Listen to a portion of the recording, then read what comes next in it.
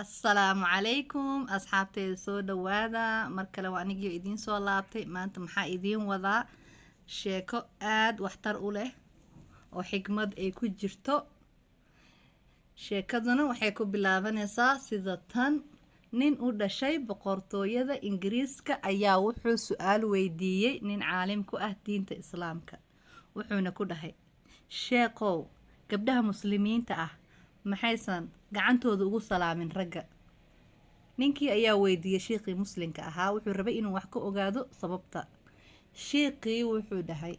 suuragal ma tahay in aad adiga gacantaada ku salaanto boqorada wadanka ninkii wuxuu dhahay xaqiiqdii maya suuragal ma aha in aan boqorada gacanta ku salaamo laakiin waxaa jira dad yar oo gacantooda ku salaamo boqorada sheekii wuxuu dhahay annaga agteena gabdhaha waxay ka yihiin boqorad qof kastana iskama salaamaan ninkii haddana wuxuu dhahay gabdhaha muslimiinta ah maxay jirkooda u qariyaan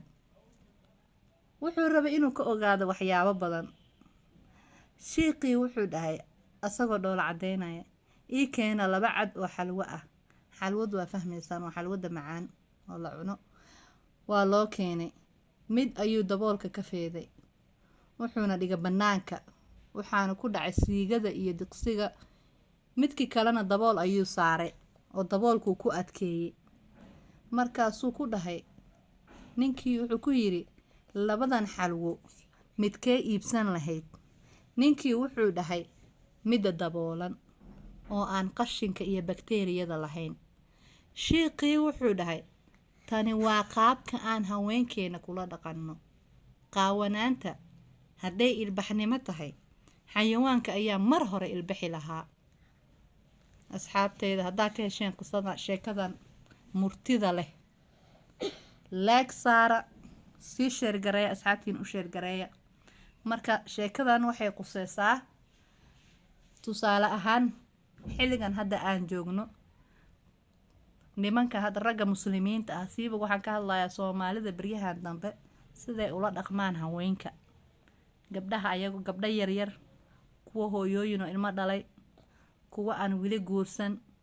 kuwa badan oo la rafaadiyo la dilay oo la jarjaray midi la geliyay xabado lagu dilay dib oo dhan waa aragteen waxa dhacay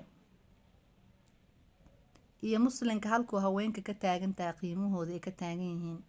iyo sida u dhaqmayaan maanta kuwa aan aqliga aan lahayn oo ragga ka tirsan oo ilmaha yar yar kufsanaayo oo saas u galayaan oo dilayaan oo jarjarayaan subxaanallah kuwaas way naceebeeyaan wallahi Soomaalida way ceebeeyaan kuwaas oo kale intii dhalan doonto Ilaahay bartooda nooga celiyo intii nool oo noocaas ka mid ahna sila Ilaahay u dilo marka walaalahayga sheekadana in la wadaaga maanta arintan markaan arkay iyo sida baryahan iyo sanadkan dhan iyo sanadkii la soo dhaafay iyo waxyaabihii dhacay aad ay u kala duwan tahay sida loogu talagalay iyo sida u dhaqmayaan isma lahan marka mar walbana waxay ka bilaabanaysaa oo kula talinayo hooyooyinka ilmahooda yar yarka ah wiilashooda guryaha inay ku tarbiyeeyaan ee wax walbana ka dhaadhiciyaan intay yar yihiin ay baraan Ilaahay ha noo toosiyo Ilaahay ha noo hanuuniyo ilma wanaagsan Ilaahay nooga dhigo subscribe saara asxaabteyda share gareeya like saara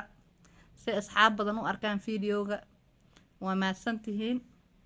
intaan ku kulmi doono sheeko kaleeto sidaan in kaga taga bye